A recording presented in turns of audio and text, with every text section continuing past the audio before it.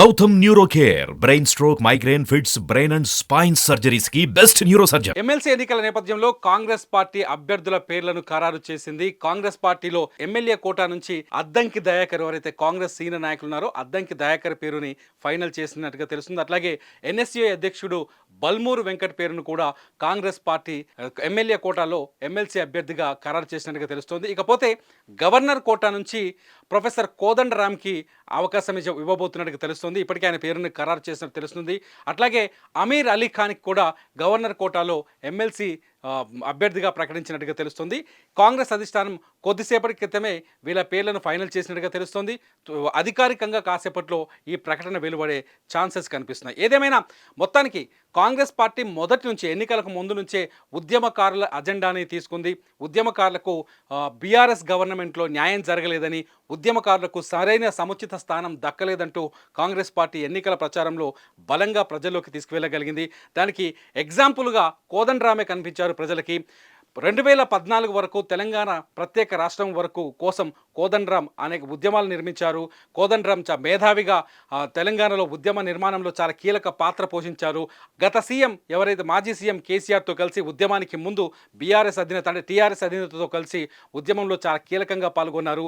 JAC ఏర్పాటు చేసి అన్ని రాజకీయ పార్టీని ఒక వేదికపై తీసుకురావడానికి ప్రయత్నించారు. అంతేకాదు తెలంగాణ ఉద్యమంలో అనేక కీలకమైన సలహాలు సూచనలు కోదండరామి ఉన్నాయి. అయితే తెలంగాణ ఏర్పడిన తర్వాత ప్రభుత్వంలో కొత్తగా ఏర్పడిన ప్రభుత్వంలో కోదండరాంకి కీలక బాధ్యతలు ఉంటాయని, ఆయన చట్టసభల్లోకి వస్తారని కొంత ప్రచారం జరిగినప్పటికీ కేసీఆర్కి కోదండరాంకి మధ్య గ్యాప్ ఊహించని విధంగా పెరిగింది. ఆ గ్యాప్తో ఇద్దరి మధ్య వైరుధ్యాలుగా కూడా పెరిగినట్టుగా తెలుస్తోంది. కేసీఆర్ని వ్యతిరేకిస్తూ వచ్చారు మొదటి నుంచి కోదండరాం. ఆ తర్వాత జేఏసీని కొనసాగించారు. ఆ తర్వాత పార్టీని పెట్టారు. కానీ కోదండరాం అనుకున్నంత ప్రభావం చూపించలేకపోయారు. మొత్తానికి ఈ ఎన్నికల్లో గడిచిన మొన్నటి 2023 ఎన్నికల్లో కోదండరాం కాంగ్రెస్ పార్టీతో చేతులు కలిపారు. ఆయన పార్టీ కాంగ్రెస్ పార్టీకి మద్దతు ఇచ్చింది. కాంగ్రెస్తో కలిసి ఎన్నికల్లో పాల్గొన్నారు కోదండరాం మొట్టమొదటిసారి ఆయన కాంగ్రెస్ అధికారంలోకి రావడంతోనే ఉద్యమకారులకు ప్రాధాన్యతనిస్తున్నట్టుగా ప్రకటించిన కాంగ్రెస్ పార్టీ మొత్తానికి కోదండరాంకి ఎమ్మెల్సీ పదవి ఇవ్వాలని నిర్ణయించినట్టుగా తెలుస్తోంది. కోదండరాంకి ఎమ్మెల్సీ ఇస్తే ఆయన తెలంగాణ ఏర్పడిన తర్వాత మొట్టమొదటిసారి చట్టసభల్లో అడుగు పెట్టబోతున్నట్టుగా తెలుస్తుంది. అయితే ఎమ్మెల్సీ పదవితోనే కాకుండా కోదండరాంకి రేవంత్ క్యాబినెట్లో కూడా ఛాన్స్ ఇచ్చే అవకాశాలు కనిపిస్తున్నాయి. కోదండరాంకి కేబినెట్ పదవుల్లో చాలా కీలకమైన బాధ్యతలను అప్పజెప్తారనే ప్రచారం కూడా జరుగుతోంది. రానున్న రోజుల్లోనే తెలంగాణలో రేవంత్ క్యాబినెట్ విస్తరణ జరుగుతుంది చాలా స్పష్టంగా అర్థమవుతుంది. ఇప్పటికీ కొంతమందితోనే క్యాబినెట్ని ఏర్పాటు చేశారు. త్వరలోనే క్యాబినెట్ విస్తరణ కూడా జరగబోతుంది. ఈ విస్తరణలో కోదండరాంకి కీలకమైన బాధ్యతలు అప్పజెప్తారని, ఆయనకి మంత్రి పదవి అప్పజెప్తారని తెలుస్తోంది.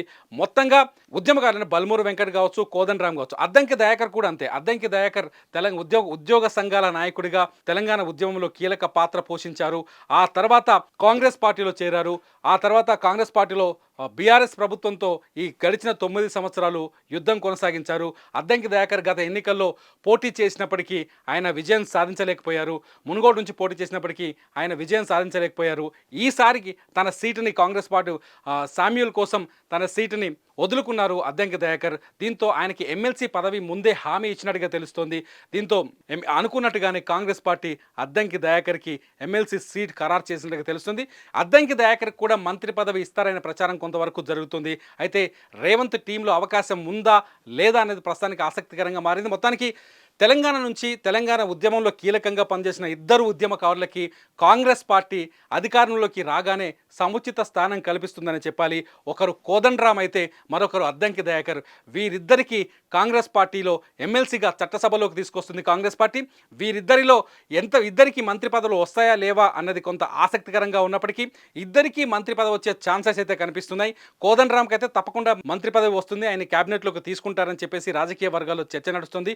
అద్దంకి దయాకర్కి కూడా మంత్రి పదవి వచ్చే ఛాన్సెస్ ఉన్నాయని చెప్పి కొంత చర్చ జరుగుతుంది. మొత్తంగా కోదండరాం, అద్దంకి దయాకర్, అమీర్ అలీ ఖాన్, అలాగే బల్మూరు వెంకట్ కాంగ్రెస్ పార్టీలో కీలకంగా పనిచేసిన వీళ్ళంతా, అంటే కోదండరాం కాంగ్రెస్ ఏతోడైనప్పటికీ మిగతా ఇద్దరు ఎవరైతే అద్దంకి దయాకర్ ఉన్నారో, బల్మూరు వెంకట్ ఉన్నారో, వీళ్ళిద్దరూ కాంగ్రెస్ పార్టీలో చాలా కీలకంగా పనిచేశారు. రేవంత్ రెడ్డికి అనుకూలంగా పనిచేశారు. రేవంత్ రెడ్డిని ముఖ్యమంత్రి చేసేందుకు వీళ్ళు కూడా తమ ప్రయత్నాలు చేసినట్టుగా తెలుస్తుంది. మొత్తంగా కాంగ్రెస్ పార్టీ ఇద్దరు ఉద్యమకారులకు మాత్రం సముచిత స్థానం కల్పించబోతోంది.